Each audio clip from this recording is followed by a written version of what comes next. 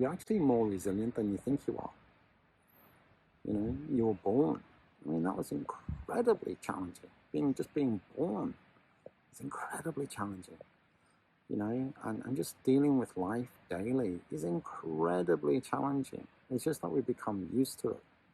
You see, we become used to it, but it's still incredibly challenging. And it just shows if you're used to something, you're resilient. You're resilient. It means you can cope with that thing, right? And the other great thing about developing your resilience, or enhancing it, improving it, if you like, is if you improve it in one area. So, for example, you know, going for a walk every day, or going for a run, or whatever you want to do. If you're doing something that you enjoy, that's important as well. If you challenge yourself, like go for a swim and maybe do an extra length or something like that, whatever it is, or you know, not wanting to have a cold shower. You know, a lot of people say, "Oh no, I can't have a cold shower. Oh no, oh no."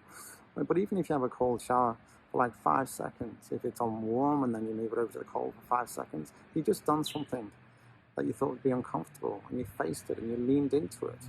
And then, you know, over time, you might be able to just have a cold shower for a minute, from warm to cold, and stay in there for a minute or so. And then maybe one day you don't need to have it on the warm anymore, because your body's adapted to the cold, and you've walked through that fear, you've leaned into that discomfort, and you've adapted, you see. And that's another word. That's because when you can cope with something like that, that is resilience. And the great thing is, resilience generalizes across different areas of your life.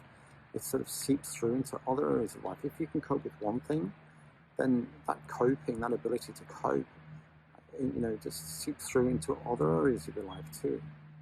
So when we're resilient, it's like nature rewards us and gives us a sense of peace.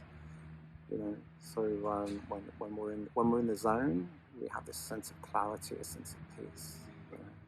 So that's why I like the Wim Hof method, and I strongly recommend that you look into the Wim Hof method. And you can do it at home. You know, you can just look at wimhofmethod.com, and there's various courses you can do. And one of them is a free course, and there's a crash course, and there's even a 10-week course. You know, which ultimately leads you to an ice bath. You don't have to do the ice bath. You don't have to do anything. It's just a way of helping you to be more resilient in your life. So is yoga, by the way. Okay, thanks, bye.